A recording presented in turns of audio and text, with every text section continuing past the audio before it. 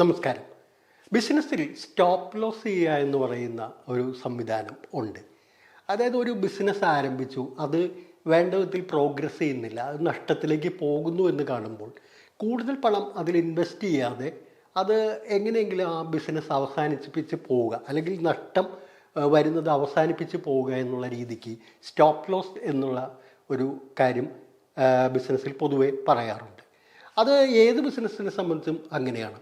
ഇപ്പോൾ വിവാദമായിരിക്കുന്ന ഒരു കാര്യമാണ് നമ്മുടെ സ്മാർട്ട് സിറ്റി, കൊച്ചിയിലെ സ്മാർട്ട് സിറ്റി പ്രോജക്റ്റിനെ സംബന്ധിച്ചുള്ള ഗവൺമെൻറ്റിൻ്റെ ഒരു തീരുമാനം. വാസ്തവത്തിൽ ഗവൺമെൻറ് അവിടെ ഒരു ഒരു ഒരു ഭാവിയിൽ സംഭവിക്കാൻ പോകുന്ന ഒരു വലിയ നഷ്ടം ഒഴിവാക്കിക്കൊണ്ട് കൂടുതലൊരു മുന്നേറ്റത്തിന് ശ്രമിക്കുന്ന രീതിയിലേക്ക് സ്മാർട്ട് സിറ്റി പ്രോജക്റ്റിനെ മാറ്റുക എന്നുള്ള ലക്ഷ്യം വെച്ചുകൊണ്ടാണ് ഈ ഒരു തീരുമാനത്തിലേക്ക് പോയിരിക്കുന്നത്. അതിൻ്റെ ഒരു പശ്ചാത്തലം നമ്മൾ പരിശോധിക്കുമ്പോൾ 2005 ഉമ്മൻചാണ്ടിയുടെ നേതൃത്വത്തിലുള്ള UDF സർക്കാർ ടേക്കോമുമായിട്ട് ഇതിനുള്ളൊരു കരാർ ഒപ്പുവെക്കുന്നത്.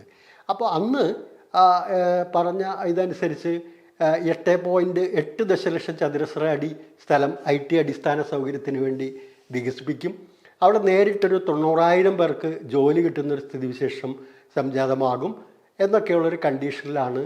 നമുക്ക് പലപ്പോഴും ചിന്തിക്കാൻ കഴിയാത്ത ചില കണ്ടീഷൻസ് വെച്ചുകൊണ്ടാണ് ഈ കരാർ ഉണ്ടാക്കിയത്. അപ്പോൾ അതിലൊരു പ്രധാനപ്പെട്ട കാര്യം എന്ന് പറയുന്നത്, നിലവിൽ അവിടെ പ്രവർത്തിച്ചുകൊണ്ടിരുന്ന ഗംഭീരമായി നടന്നുകൊണ്ടിരിക്കുന്ന ഇൻഫോ പാർക്ക് എന്ന് പറയുന്ന സ്ഥാപനം അവർക്ക് കൈമാറാൻ അതിനകത്ത് തീരുമാനിച്ചിരിക്കുകയാണ്.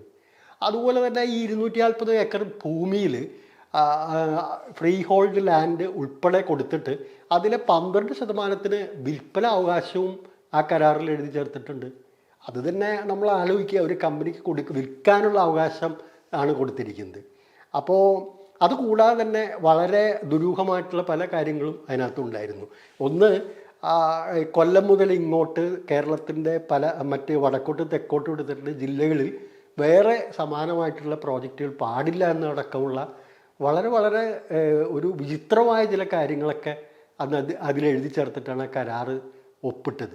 അപ്പോൾ അന്ന് തന്നെ ഒരു വലിയ വിമർശനം ഉയർന്നിരുന്നു. ഈ ടീകോം എന്ന് പറയുന്ന ഒരു റിയൽ എസ്റ്റേറ്റ് ഡീൽ ചെയ്യുന്നൊരു കമ്പനിയാണ്. അവർക്ക് ഇങ്ങനെ IT അധിഷ്ഠിത അടിസ്ഥാന സൗകര്യം വികസിപ്പിച്ചിട്ടുള്ള ഒരു പരിചയ സമ്പത്തൊന്നുമില്ല. വേറെ എങ്ങും അവർ ഇതുപോലെ സ്മാർട്ട് സിറ്റി പ്രോജക്റ്റ് ആരംഭിച്ചതായിട്ട് നമുക്ക് അറിവുണ്ടായിരുന്നില്ല. പക്ഷേ എന്തായാലും അങ്ങനെ ഒരു കരാറിലേക്ക് 2005 പോവുകയാണ്. അപ്പോൾ അന്ന് അതിന് വലിയ വിമർശനം ഉയർന്നിരുന്നു. കാരണം ഇത്തരത്തിൽ ഒരു ഭൂമി കൈമാറുക, അതുപോലെ അത് വിൽപ്പനാവകാശത്തോടുകൂടി കൊടുക്കുക എന്നടക്കമുള്ള ഇൻഫോ പാർക്ക് കൈമാറുക തുടങ്ങിയ കാര്യങ്ങളൊക്കെ. എന്നാൽ 2011 LDF ഗവൺമെൻറ് വന്നു കഴിഞ്ഞപ്പോൾ ഈ കരാർ മൊത്തത്തിൽ പൊളിച്ചെഴുതുകയുണ്ടായി. അപ്പോൾ അവർ എന്ത് ചെയ്ത്, LDF ഗവൺമെൻറ് ചെയ്തത്, ഈ 12% 246 ഏക്കർ ഭൂമിയിൽ 12% മാത്രമാണ് ഫ്രീ ഹോൾഡ് അവകാശമുള്ളൂ. അപ്പോൾ ഫ്രീ ഹോൾഡ് ലാൻഡിൽ തന്നെ വിൽപ്പന അവകാശം പൂർണ്ണമായിട്ടും ഒഴിവാക്കി. മാത്രമല്ല ഇൻഫോ പാർക്ക് വിട്ടുകൊടുക്കില്ല എന്നുള്ള രീതിയിലും കരാർ പൊളിച്ചെഴുതുന്ന സ്ഥിതി ഉണ്ടാക്കി. ബാക്കി ഭൂമി, ഈ ഫ്രീ ഹോൾഡ് ലാൻഡ് ഒഴികെയുള്ള 88% ഭൂമി 99 വർഷത്തെ പാട്ടത്തിന് കൊടുക്കാനുമാണ് തീരുമാനമായത്. ഏതായാലും ഈ പദ്ധതി 2011 ശേഷം 13 വർഷം പിന്നിട്ടിട്ടും കാര്യമായിട്ടുള്ളൊരു പുരോഗതി അവിടെ ഉണ്ടാക്കാൻ കഴിഞ്ഞില്ല. ഈ പറഞ്ഞ പോലെയുള്ള ചതുരശ്ര അടിയിലുള്ള അടിസ്ഥാന സൗകര്യ വികസനം ഉണ്ടായില്ല, തൊഴിൽ ലഭ്യമായില്ല. വളരെ നാമമാത്രമായിട്ടുള്ള തൊഴിലവസരങ്ങളാണ് അവിടെ വന്നത്.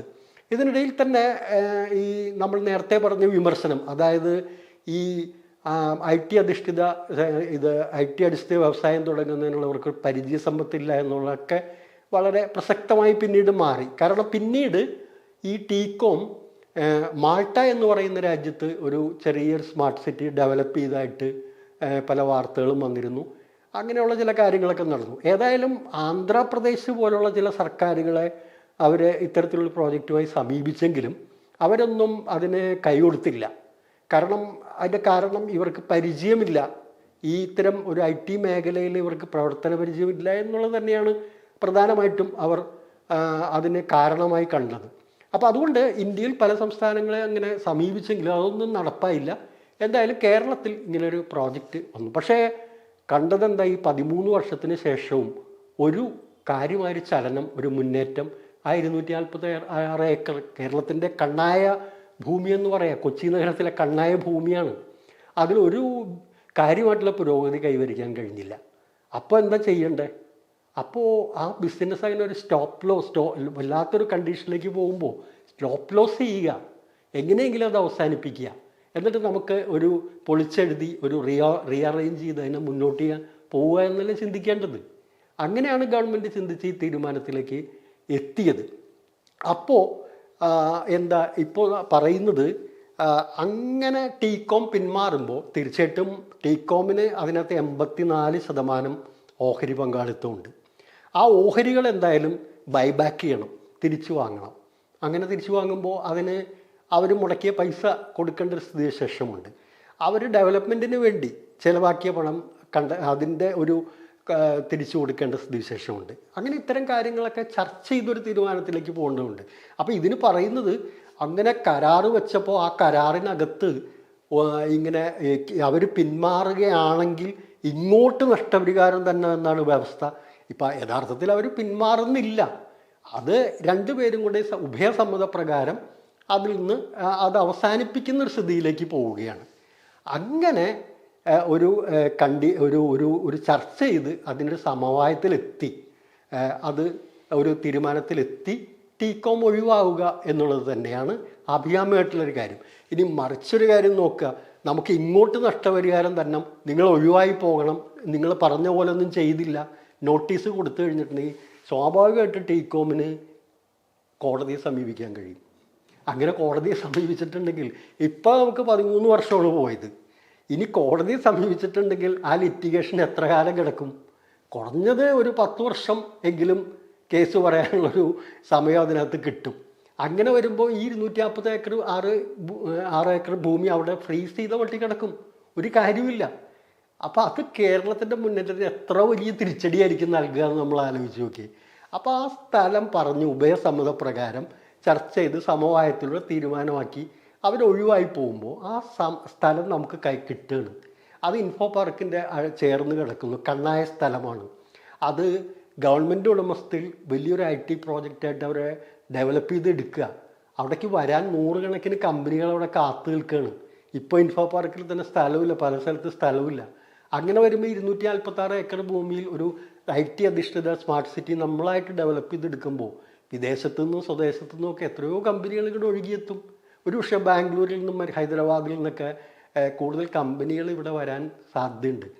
ആ ഒരു സാധ്യതയല്ലേ നമ്മൾ കാണേണ്ടത്? അതിന് പറഞ്ഞ് അവരോട് വാശി പിടിച്ച് കേസ് പറഞ്ഞ് കരാറിൽ അങ്ങനെ കണ്ടീഷനുണ്ട് ഇങ്ങനെ കണ്ടീഷനൊക്കെ ഉണ്ടെന്ന് പറഞ്ഞാൽ വീണ്ടും ഒരു 10-15 വർഷം കൂടി കളഞ്ഞാൽ അതിന് നഷ്ടം ആർക്കായിരിക്കും? അപ്പോൾ ഇങ്ങനെ ഒരു വലിയൊരു പ്രോജക്റ്റ് അവിടെ ഡെവലപ്പ് ചെയ്തിട്ടുണ്ടെങ്കിൽ ഈ വിദേശത്തേക്ക് പോകുന്ന ചെറുപ്പക്കാരടക്കം ഇങ്ങോട്ട് തിരിച്ചു വരുന്ന സ്ഥിതിവിശേഷം ഉണ്ടാവും. കേരളം നല്ല ഒരു കണ്ടീഷനുള്ളൊരു സ്ഥലമാണ്. ഇവിടെ ആളുകൾക്ക് വെള്ളത്തിനും വൈദ്യുതിക്കും മറ്റ് കാലാവസ്ഥയൊക്കെ നല്ലൊരു രീതിയിൽ നിൽക്കുന്നുണ്ട്. അതുപോലെ ലാൻഡിൻ്റെ കോസ്റ്റ് താരതമ്യേന മറ്റ് നഗരങ്ങളെ അപേക്ഷിച്ച് കുറവാണ്, ചിലവുകൾ കുറവാണ്. ഇതുകൊണ്ടൊക്കെ ഇങ്ങോട്ട് വരുന്നതിനുള്ള സാധ്യതകളുണ്ട്. അതുകൊണ്ട് നമുക്ക് ഏതെങ്കിലും ഒരു കരാറിൽ അങ്ങനെ പറഞ്ഞു ഇങ്ങനെ പറഞ്ഞു എന്നൊക്കെ പറഞ്ഞ് കടിച്ചു പിടിച്ച് നിന്നുകൊണ്ട് ഇത് അവസാനിപ്പിക്കാൻ കഴിയില്ല.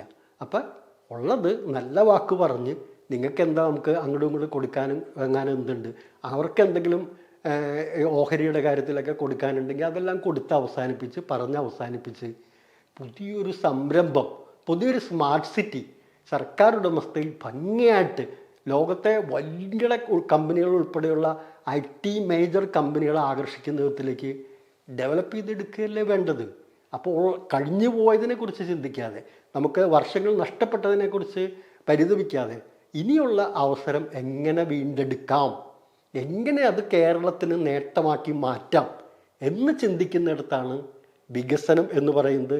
അതിനെയാണ് നമ്മൾ ക്രിയാത്മകമായ വികസനം എന്ന് വിളിക്കുന്നത്. അതാണ് ഗവൺമെൻറ് ഇവിടെ അഡോപ്റ്റ് ചെയ്യുന്നത്. ചുമ്മാ ഒരു വിമർശനത്തിന് വേണ്ടി എന്തെങ്കിലും പറഞ്ഞ് പോകുന്നതിൽ യാതൊരു അർത്ഥമില്ല എന്ന് ഈ വിമർശിക്കുന്ന മഹാരഥന്മാർ ഒന്ന് മനസ്സിലാക്കണം എന്ന് സൂചിപ്പിക്കുകയാണ്.